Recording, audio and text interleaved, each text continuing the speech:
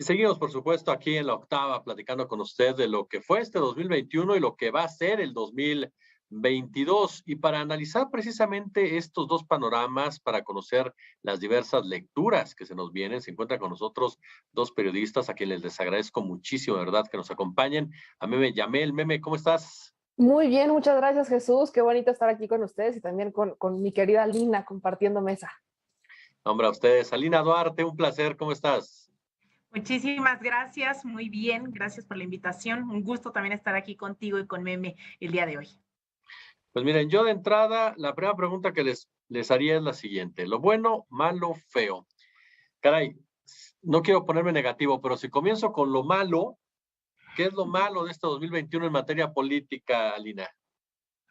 Bueno, en realidad yo quisiera como esbozar, porque hay un montón de cosas malas, ¿no? Un montón de cosas que hay que cambiar, e irnos punto por punto nos llevaría más de una hora, más de un programa, y tendríamos que estar aquí diario, todo el tiempo estaríamos aquí debatiendo. Yo creo que a grandes rasgos lo que hemos visto es un cambio en la correlación de fuerzas que ha ido de manera constante en los últimos 3 años en este país, y ante eso hemos visto las reacciones de diferentes actores políticos en la escena económica, en lo político, en lo social. El avance de la derecha, ¿no? En el terreno, más que avance, las estrategias y las herramientas de las que han hecho uso una derecha electoral derrotada tanto en las urnas como en el debate público, en el mercado, tú vas en el taxi y no encuentras esos votos, ¿no? Que se afianzaron durante tantas décadas, ya no los encuentras de manera tan seguida. Lo cierto es que todavía se han enquistado estos actores dentro de ciertos rubros, en algunas partes se refleja dentro de la vida partidista, en algunos otros en los medios de comunicación y en otros también en cierta clase media, media alta, que todavía a través de estructuras, ¿no? Que yo diría en eso lo feo es el uso, y en eso me enfocaría, en el uso de estas herramientas para posicionar agendas que hoy no logran tener eco dentro de los grandes sectores de la población. En algún momento vimos el intento de hacer uso del movimiento feminista, siendo ellos y ellas los actores o los que demeritaron la lucha feminista durante muchas décadas y que todavía están legislando en contra de los derechos de las mujeres.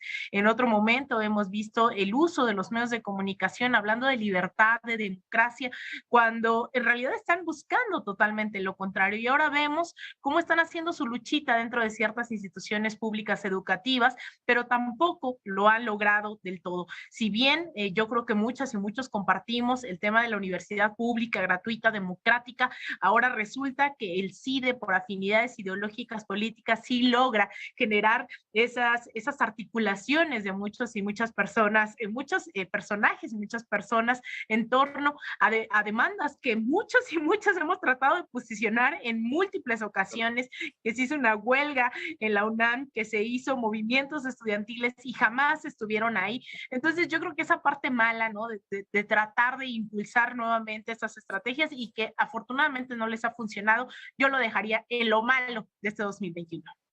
Meme, ¿coincides con ello? Una oposición que, caray, de repente tiene a su mejor representante, digo mejor entre comillas, en Lili Telles, ¿no? Que es la que aparece de repente en los medios de comunicación con una estridencia de verdad muy particular, histriónica. En fin, ¿cuál es tu lectura? Coincido con lo que dice Lina, coincido ampliamente con lo que dice, pero creo que también es importante que pongamos sobre la mesa un escenario que pareciera irónico. Yo llamaría, pues sí está mal, pero ¿está mal para quién? Para una oposición, para aquellos que durante mucho tiempo conservaron privilegios y este, conservaban un discurso carente de argumento. Hoy yo agradezco que veamos a esta oposición mostrarse quién realmente es. Creo que yo soy de las personas que siempre busca ver el vaso medio lleno, y creo que una parte de esta es esa, ver que esta oposición en el país, ver que la inmensa minoría está por primera vez saliendo a las calles a marchar, a manifestarse, está por primera vez aprendiendo lo que es la democracia, el debate público, que hoy por fin tienen con quién debatir, porque antes debatían entre ellos y es bastante irónico ver cómo entre ellos tenías una idea menos derecha que la otra, ¿no? Un poquito menos radical que la otra, y entre ellos solamente estaban, obviamente, pues picándose, dejémoslo así. Pero vaya, creo que hoy eso es bueno, lejos de ver lo malo, es bueno. ¿Qué es lo que sí considero que está mal? Creo que en el área de comunicación, si bien esta administración tiene una gran fortaleza, también hay muchas cosas que ha dejado a la deriva. Por ejemplo, en el tema de mujeres, hay muchas cosas que están haciendo en materia de mujeres, pero poco se habla de ellas. Son grandes cosas de las que la derecha se ha querido colgar de forma histórica, pero vaya, hoy tenemos estos centros de justicia de los que estaban informando hace un mes, centros en donde las mujeres pueden salir de sus casas. Recordemos que la violencia intrafamiliar es una de las que más está creciendo, lamentablemente por la pandemia hemos visto ese reflejo. Entonces, vemos que se están construyendo estos centros en donde las mujeres pueden salir y pueden ir en caso de que requieran buscar un lugar a donde escapar, si así lo quieren ver, o más bien liberarse de una situación compleja en casa. Ese es uno de los grandes problemas, pero no se habla de esos resultados. Por ejemplo, no se habla de esa unidad técnica de apoyo al sistema de justicia que ha buscado empujar al sistema de justicia desde el área ejecutiva sin tener que meter mano, pero ha buscado ayudar a la gente. No se habla de los resultados que ha tenido el nuevo Instituto de la Defensoría Pública en materia de justicia, por ejemplo. Son pocas cosas de las que se hablan. ¿Por qué? Porque la derecha está concentrando recursos económicos y recursos mediáticos en hablar solamente de lo que les conviene, de lo que les interesa, pero mintiendo. Entonces creo que estamos en tiempos interesantes, diría yo, en donde lo bueno también es malo y donde lo malo también es bueno. Tiene su contraluz este asunto. Entonces creo que lo que sí haría falta, por ejemplo, desde mi perspectiva, es reforzar esas áreas de comunicación que le quitan a la derecha, a los que siempre se han querido colgar de las causas que no conocen, que no les interesa conocer, pero solamente se cuelgan por moda, que les quite sus argumentos. Creo que eso es lo que ha faltado en esta administración. Yo la llamaría como lo malo es eso, terminarles de quitar los argumentos para que terminen de quitarse las máscaras y terminen, como siempre hemos dicho, aceptando a quienes realmente representan y nada más y nada menos que son a sus bolsillos, a sus carteras y a los intereses corporativos. Ahora, hablaban ambas de lo que es la narrativa, lo que es la oposición y lo que es esta narrativa. Una oposición, por un lado, la partidista, que efectivamente, como bien dice Salina, no encuentra a ese líder, a esa lideresa que pueda encabezarlos, que tenga un punch con el mexicano, la mexicana de a pie. De repente aparece el señor Ricardo Anaya con sus spots, que no son otra cosa más que unos verdaderos memes visuales. Pero, ¿qué pasa con esa narrativa de la derecha empresarial? De esa derecha que está ahí metiendo dinero, que ahora incluso empieza a pagar encuestas ya para inflar alcaldes, como es el caso de Luis Colosio Jr. ¿Qué esperar de esa narrativa, de esa derecha, particularmente en el 2022, en donde hay elecciones? Bueno, en realidad más que esperar narrativas, yo esperaría absolutamente todo de estos sectores que la historia nos ha demostrado que cuando no están logrando satisfacer sus intereses, no necesariamente optan por la vía democrática. Esto no solamente pasa aquí en México, pasa en América Latina y pasa en el mundo. De hecho, yo he sido muy clara y también muy crítica con esto, ¿no? Yo creo que hemos, dentro de ciertos sectores, más bien, ciertos personajes también han invisibilizado los intereses incluso de oligarquías que durante muchos años se les llamaba la mafia en el poder y que ahora se han puesto la camiseta y que ahora están fingiendo también ser amigos, cuando en realidad estas clases empresariales no es que tengan amigos, tienen intereses y cuando estos no logran satisfacerse, pues al final terminan haciendo exactamente lo mismo que si fuese un gobierno aliado, un gobierno enemigo, al final buscan por esos intereses, ¿no? Y con eso me refiero a que están dispuestos y dispuestas a inflar campañas, están dispuestos y dispuestas a tener un discurso mucho más amigable en horario estelar, porque son empresarios de los medios de comunicación, son empresarios de las grandes oligarquías, no nada más están inflando a candidatos y candidatas de la oposición, también lo están haciendo dentro de ciertos sectores. Cuando hablábamos de esa parte mala también, o parte buena, sobre todo con estos más bien claroscuros de lo que hemos visto durante los últimos años, también es verdad que hay gente que logra visibilizar esas contradicciones dentro de este proceso que se está llevando a cabo, ¿no? Difícil sería decir que unos son los buenos y otros los malos. Ojalá fuera así de sencillo. Esto no es un equipo de fútbol, esto no es un partido. Al contrario, son varias las contradicciones y en esos matices es en donde encontramos a un consejo coordinador empresarial bastante enojado de que no se le dé las prioridades, las licitaciones, no se logre, ¿no? Que ellos sean la prioridad de la llamada cuarta transformación, pero también encontramos a gente que se ha acomodado muy bien, que ha recibido montos millonarios con el tema de aprende en casa, ¿no?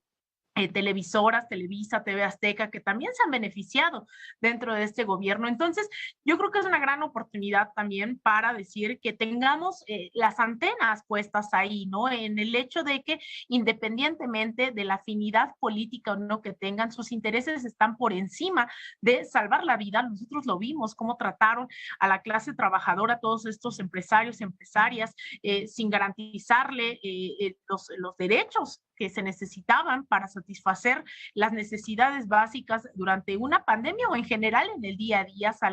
No se aplicaban los incrementos que se decían en el salario que tenían que aplicarse, no había condiciones higiénicas, la gente tuvo que seguir trabajando para estos empresarios durante una pandemia que nos afectaba a todas y todos, pero de diferente manera, evidentemente. Entonces, yo creo que hay que esperar mucho de estos sectores, pero también yo creo que algo está pasando, que la gente se está informando en otros espacios que en los tradicionales, la gente está recurriendo a nuevos canales de televisión, a canales de YouTube, a redes sociales, y ante eso también hay muchos y muchas empresarias que están bastante enojados de que les quiten el horario estelar, están muy enojados y enojadas de que sus dichos no sean la narrativa hegemónica. Y ante eso también, lamentablemente e históricamente, hemos visto cómo pues no recurren a las vías más democráticas. Entonces, ¿qué esperar de ellos y ellas? Esperemos todo, ¿no? Todo puede pasar con estos sectores. Meme, ¿qué esperar precisamente de este grupo? Que bueno, hasta la Virgen de Guadalupe de repente ya se harta y se cae. Quiere hasta escapar un poco de este grupo, pero como dice Alina, podemos esperar cuestiones más radicales en un momento dado. Vienen elecciones en donde los números no les cuadran, no les dan. Incluso el propio Marco Cortés ya reconoció que van a perder la mayoría de los estados. ¿Qué esperan? Yo creo que esperamos muchos contrastes. Esperamos tanto a una oposición cediendo, y aquí tenemos que ser observadores. Ya vimos cómo están estos primeros acercamientos entre el PAN y la Secretaría de Gobernación con una Adán Augusto.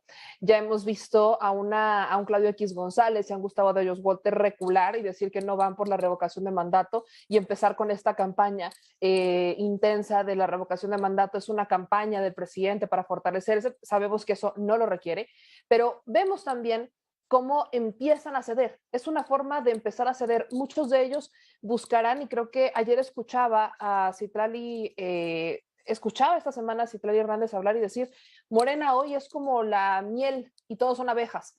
Quieren todos acercarse a Morena porque justamente vienen tiempos electorales y son los tiempos electorales más fuertes. Rumbo al 2024, lejos de lo que pudiera pasar el próximo año, rumbo al 2024 vamos a empezar a ver cómo muchos de los que se decían adversarios empezarán a acercarse a Morena. ¿Por qué? Porque quieren aplicar la estrategia de acercarse a la gente. Están viendo que la popularidad del presidente y su aprobación está intacta a 3 años de gobierno, con claros oscuros, con decisiones arriesgadas, con un cambio de política pública, por fin.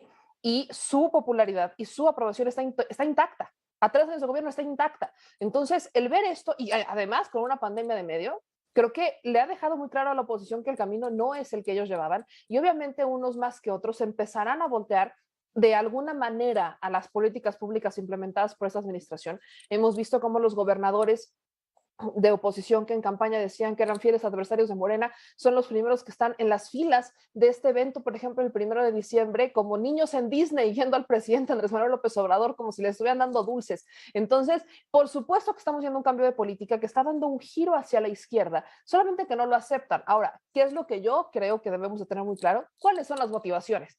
Siempre lo menciono, la motivación detrás de las grandes causas cambia por completo el sentido de la causa. No es lo mismo voltear hacia la izquierda por una convicción o incluso por decir, es que aquí no es el camino y me equivoqué, a voltear hacia una izquierda y decir, es que lo tengo que hacer para ganar votos. No es exactamente el mismo propósito, y creo que aquí es donde la gente, las audiencias, la ciudadanía tiene que tener muy claro qué es lo que está pasando con la política, porque así como veremos a ciertos sectores empresariales siendo todavía más rudos, buscando posicionar a sus candidatos rumbo al 2024, también vamos a ver a muchos de ellos ceder, los vamos a ver sentarse, yo lo digo, sentarse con aquel señor a que decían es que es un dictador, un autoritario, es que quiere tener el control de todo el país, no acepta la crítica. Bueno, se están sentando con este dictador tan pacífico que tenemos en México, así que viene un año interesante, vamos a ver quiénes caen, vamos a ver quiénes se fortalecen, vamos a ver quiénes empiezan a ser todavía más viscerales, porque yo creo que sí vamos a ver mucha más visceralidad, sobre todo en personajes como por ejemplo una Lili Telles, un Gilberto Lozano, una Kenia López Rabadán, y veremos esos perfiles desgastarse, porque la gente se está dando cuenta de cuál es el camino y hay mucha gente justo con los medios alternativos, con nuevas voces, con nuevas opiniones, se está dando cuenta de lo que está pasando en el país y se está dando cuenta de la necesidad. Están empezando a generarse un criterio propio, lo cual le está permitiendo a la gente decir, bueno, esto está mal, pero eso está bien. Y eso es un mundo de contrastes que yo creo que al final siempre es el pueblo sabio es el que decide. Quiero salirme un poco del terreno de la grilla política y preguntarles a ambas, ustedes son personajes comprometidos con esto, también cómo viene el movimiento feminista el próximo año, Alina. ¿Para dónde va el movimiento feminista después de un año afectado, sí, como todos, por la pandemia, pero también por la intención de la derecha de colgarse el mismo? Digo, Margarita Zavala salió más feminista que el Papa, ahora resulta, ¿no? Pero de verdad. Pero, ¿cómo va este movimiento? ¿Qué esperar del movimiento feminista para el próximo año? Bueno, en realidad el movimiento feminista ha estado presente durante décadas entre nosotros y nosotras y va avanzando con paso firme. Y eso lo vimos en el 2021, en el 2020, 2019, 18, sobre todo en América Latina, que también nos está arrojando mucha luz de cómo luchar en esos rubros, ¿no? La lucha por la despenalización del aborto, el tema del matrimonio igualitario, el avance en la equidad de género, en temas laborales, económicos, sociales, ¿no? Hay una disputa permanente. Cuando hablamos de feminismo y de este avance que ha tenido en las múltiples olas, ¿no? de la lucha feminista a lo largo de las décadas.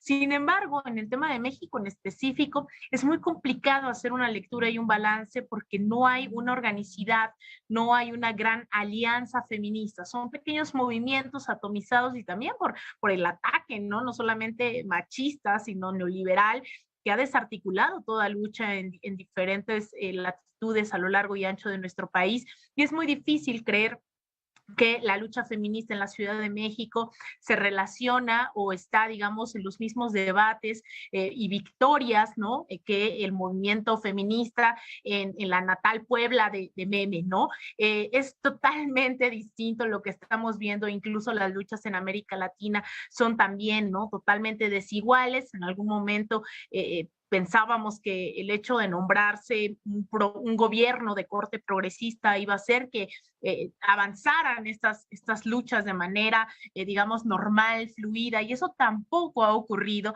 Recordemos un Rafael Correa que encabezó también incluso, ¿no? Una lucha en contra del movimiento feminista, una Venezuela que no ha podido avanzar hacia allá, una Bolivia que también ante las complejidades tampoco tiene en ese horizonte la lucha feminista, y contrario, por ejemplo, en Chile, con un gobierno totalmente neoliberal, logra un estallido no solamente social, sino también durante muchos años en Argentina y en Chile han avanzado mucho más que en otras latitudes. Entonces, ¿qué esperar? Yo creo que va a seguir siendo esta defensa férrea, que hoy ya no nos encontramos como en otros momentos. Hemos sido testigos y testigas de cómo estos debates han tenido sí o sí que irrumpir, lo mismo la Cámara de Diputados locales, federal, el mismo Ejecutivo está siendo interpelado muchas veces y no a manera, ¿no? Porque yo entiendo, yo soy la primera que se la pasa diciendo de esta influencia que es una realidad que tienen las derechas, que tiene la USAID, la Net Foundation y todas estas organizaciones que se dedican a desestabilizar gobiernos alrededor del mundo bajo los intereses de Estados Unidos. También hay un movimiento de madres, de mujeres desaparecidas, un movimiento legítimo de las calles que está avanzando en estas demandas y que buscan interpelar a un presidente que no se formó en el movimiento feminista. Y eso no evita que el gobierno de la Ciudad de México, los gobiernos locales, estatales, hayan logrado avanzar también en esos debates. ¿Qué esperar? Así yo también como de la derecha, yo del movimiento feminista espero mucho. Yo tengo la firme convicción de que es el gran movimiento del siglo XXI posicionando esos debates como sujeto político dentro de todo proceso que se está diciendo a la izquierda es inevitable que se tenga que avanzar en esto. más allá de estructuras sumamente machistas, patriarcales como las tenemos en México, y aún así hemos visto cada vez a más mujeres ser partícipes, lo cual no es sinónimo de defender los derechos de las mujeres, pero sí se están abriendo esas brechas de participación de mujeres militantes comprometidas. Hemos visto que ocupan diferentes cargos, hemos visto que no abandonan las calles, muchas de ellas. Entonces yo creo que yo tengo mucha esperanza en que el movimiento feminista siga avanzando, y que también tengo la esperanza de que muchos actores de los que se dicen hoy de la cuarta transformación también volteen a ver, porque no necesariamente están volteando a ver al movimiento feminista, también hay que decirlo, y que no sería el primer gobierno que se dice progresista que no voltea, pero que espero no sea obstáculo, ¿no? Y eso para mí también ya es un gran avance, tal vez no que se volque al movimiento feminista, pero que sí no representa al menos un obstáculo al momento de avanzar. Cierro contigo, Meme. Creo que esto es un llamado para tanto mujeres como hombres, porque se ha pensado, y yo no soy partidaria, habrá quienes que el feminismo es exclusivo de las mujeres. Yo creo que tenemos que ir con miras a que el feminismo, así como el machismo no es exclusivo de los hombres, el feminismo no es exclusivo de las mujeres. Si es un movimiento que va en contra de la violencia, yo no estoy de acuerdo en que nos manifestemos de forma violenta y que quienes no la deben la paguen. Yo nunca he estado a favor de eso, y creo que es un llamado a que se visibilice. ¿Por qué? Porque hemos visto a muchos políticos e incluso funcionarios treparse en la causa feminista, y vaya, sin mencionar nombres, creo que hemos visto a más de un funcionario, a más de un político utilizar las marchas a conveniencia, y no va por ahí. Creo que incluso las últimas marchas, y lo digo porque he asistido a algunas este año, asistí a varias este año, han ahuyentado a muchas mujeres por el nivel de violencia que hoy se maneja en las marchas. Porque hay muchas mujeres que de forma histórica, como dice Alina, han estado saliendo a marchar, han estado saliendo a protestar, han estado saliendo a exigir reconocimiento de los derechos, han estado exigiendo mayor protección, no solamente vaya para ellas, para las familias enteras, han estado exigiendo de forma histórica. Es una lucha continua, es una lucha histórica por el reconocimiento de los derechos de la mujer. Y con miras a ese camino, hoy vemos que hay un grupo que politiza, que son las menos, y son un grupo que va a golpear y que van con martillos y que van con bombillos, van con armas. Ese tipo de marcha, ese tipo de protesta, no la comparto, porque creo que si vamos en pro de un movimiento que reconozca los derechos, tendremos que poner el ejemplo. Entonces, creo que ese es un tema que debemos, por supuesto, seguir abordando y seguir generando conciencia, porque yo personalmente pienso que hemos visto cómo se ha politizado tanto la lucha que a veces hasta pareciera que es a propósito. Pareciera, y he sentido que es a propósito, como ciertos intereses detrás de que el feminismo no sea, de que el feminismo no prospere. Hay intereses tanto políticos como empresariales que se han infiltrado dentro de la propia causa para reventarla desde adentro. Entonces, el hecho de que veamos que cada vez más mujeres digan, no, es que eso a mí no me representa, se están alejando de algo que va por el reconocimiento de los derechos de la mujer. Entonces, en ese camino, creo que tenemos incluso que tener una perspectiva feminista humanista. Tenemos que verla. Feminista humanista, en donde si estoy reconociendo mis derechos y voy porque reconozcan mis derechos, también se tienen que reconocer los de los demás. Es un hecho que al menos en esta administración el presidente, si bien en el discurso no es bueno, y eso creo que debemos decirlo, en el discurso no es bueno hablando sobre temas de mujeres, no ha tenido un posicionamiento frontal sobre el tema del aborto, de la legalización del aborto, y él ha dicho que lo decidan ellas. Creo que prefiero eso. Creo que prefiero un presidente que diga, lo que digan ustedes, yo lo acepto porque es fiel a su propuesta de mandar obedeciendo. Para algunos quizás sería necesario un posicionamiento mucho más frontal de un presidente y decir, arriba el feminismo y esto y lo otro, pero creo que en los hechos tenemos una perspectiva distinta. Y no es solamente el gabinete paritario, porque no porque tengas un gabinete paritario ya lograste un feminismo amplio o un reconocimiento del mismo. Claro que no. Pero creo que es justamente a lo que me refería, la falta de comunicación que se le da a las áreas encargadas de promover los derechos para la mujer. el área de discriminación, por ejemplo, ¿en dónde están las personas atendiendo eso? ¿Por qué no se le da la misma visibilidad? ¿Qué es lo que está pasando? Creo que ahí es en donde tendríamos que enfocarnos, incluso los medios, los reporteros, periodistas, analistas, tendríamos que enfocar también nuestros esfuerzos en saber qué es lo que está pasando desde esa trinchera, qué está pasando en los DIF, qué está pasando en la Comisión de Víctimas, qué está pasando en el CONAPRED, por qué no hemos visto movimientos ahí. Ahí es en donde creo que tendríamos que hacer esos cuestionamientos para que se muevan. Hemos visto que el propio presidente ha buscado el reconocimiento de mujeres indígenas en puestos importantes y hemos visto que se ha parado. ¿Por qué se ha frenado? Creo que eso podríamos mencionarlo como algo malo, porque se estancó. No hemos visto cómo el presidente dijo, quiero en el CONAPRED una mujer indígena, porque, bueno, creo que es un ejemplo de alguien que puede hablar de discriminación con toda la autoridad moral.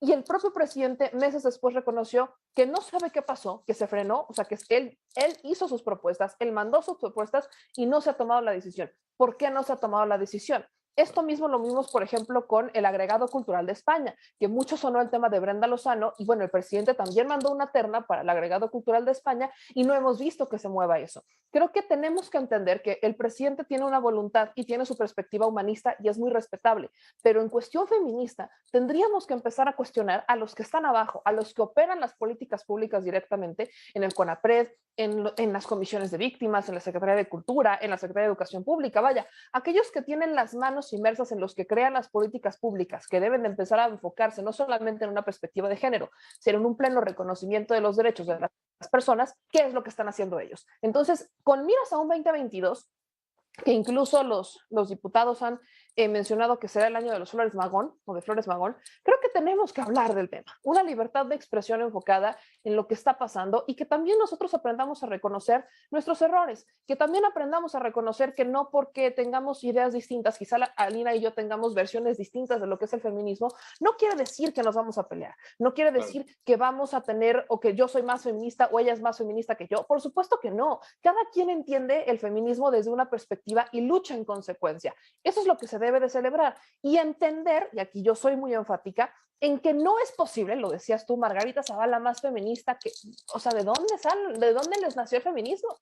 ¿De dónde les nació el feminismo a las que y los que históricamente han buscado reprimir a las mujeres, a los que y a las que históricamente, cuando a una mujer se le ha denunciado por cualquier cosa, entonces, es que ella fue cuando una mujer denuncia, perdón, es que ella es la culpable por cómo se vistió.